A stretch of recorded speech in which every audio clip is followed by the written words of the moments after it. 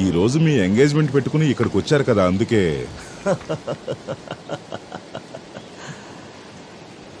మీ అందరికీ ఒక special treat ఇద్దామని వచ్చాను.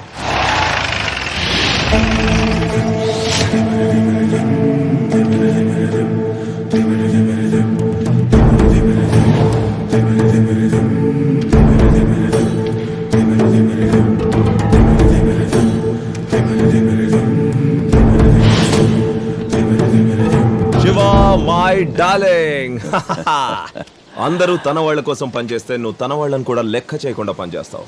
I love you.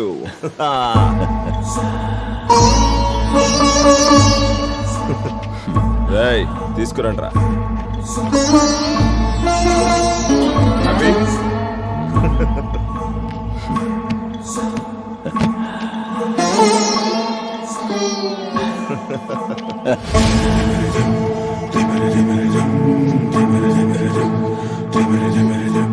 రే, వెళ్ళండి రా.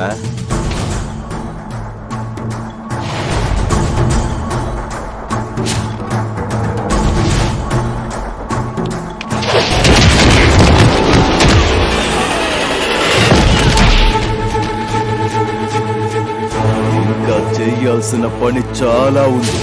ఎవడైనా ముందుకొచ్చాడో నరుకుతా. రే శివ, ఎవరడ్డాకొచ్చి ఏం మాట్లాడుతున్నావు? నేను కొట్టాలని డిజైర్ అయిపోయానంటే అడ్డా ఎవడిదైతే ఏంటి? అడ్డంగా ఎవడొచ్చినా సరే తొక్కేసి కాలు మీద కాలేసుకుని మీసం తిప్పుతా. ఏంట్రా, టోనే చేంజ్ అయింది? ఒక టోన్ మాత్రమే కాదురా, అక్కడ కూర్చునుంది కదా, తను నా ఎంటైర్ క్యారెక్టర్ నే మార్చేసింది.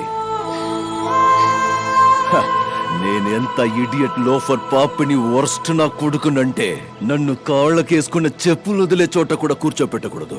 అలాంటిది నా కాళ్ల మీద పడి ఏమందో తెలుసా? ఆశీర్వదించన్నయ్యా అంది.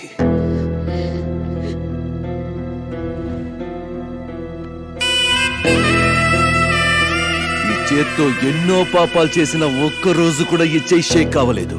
కానీ తను రాఖీ కడుతుంటే నా చెయ్యి షేక్ అవ్వడమే కాదు, ఏకంగా నేనే షేక్ అయిపోయా. తను నా కాళ్ల మీద పడినప్పుడు తన కన్నీళ్లతో నా కాళ్ళు తడిచాయి. నా తలకెక్కిన పొగరంతా తన కన్నీటితో కడిగి పారేసింది. ప్రేమానుబంధాల్లో ఇంత పవర్ ఉంటుందని నాకు అప్పుడే తెలిసింది. లైఫ్ లో ఫస్ట్ టైం. వింటున్నావా? లైఫ్ లో ఫస్ట్ టైం డబ్బు కంటే ప్రేమకే పవర్ ఉందనిపించింది. చిన్న వయసులో మా నాన్న వస్తాడన్న నా నమ్మకం అబద్ధమైనట్టుగా మా అన్నయ్య వస్తాడన్న తన నమ్మకం కూడా అబద్ధం కాకూడదని డిసైడ్ అయిపోయా. నేను మోసం చేస్తున్నానని తెలిసి కూడా నేను పిలిచిన వెంటనే ఒక్క మాట కూడా మాట్లాడకుండా మా అన్నయ్యని వచ్చింది కదా, ఆ నమ్మకాన్ని మోసం చెయ్యకూడదని ఫిక్స్ అయిపోయా.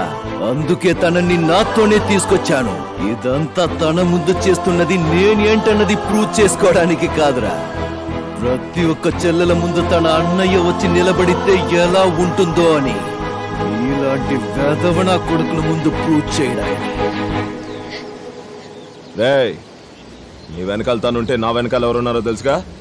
My dad JB, the king maker. Extra డబ్బులు కావాలంటే అడుగు, ఇంకో సూట్ కేసు పారేస్తా.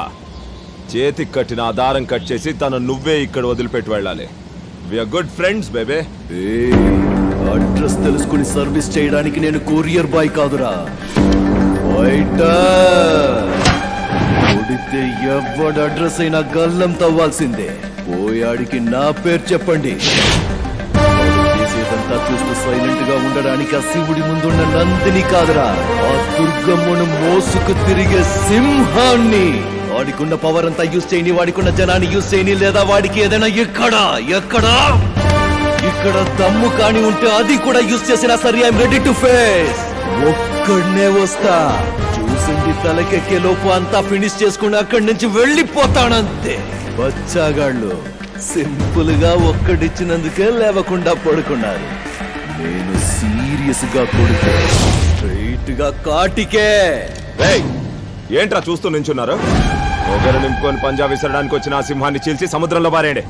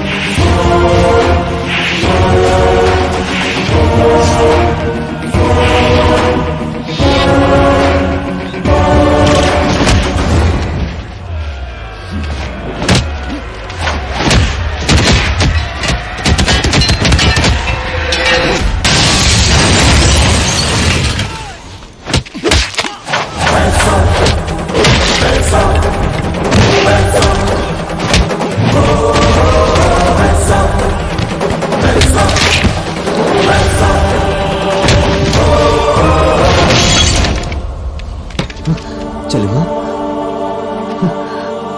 రే మచ్చా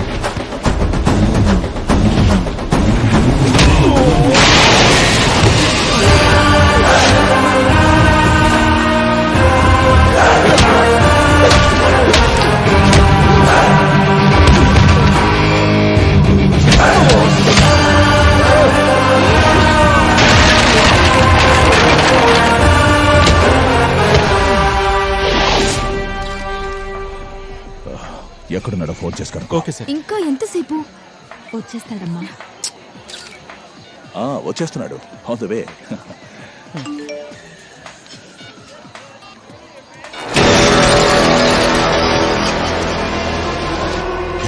ఈరోజు వాడు ఎంగేజ్మెంట్ చేసి పెళ్ళై సంసారం చేసే ముందు కొంచెం సంస్కారం నేర్పిద్దామని వేలాడ తీశా.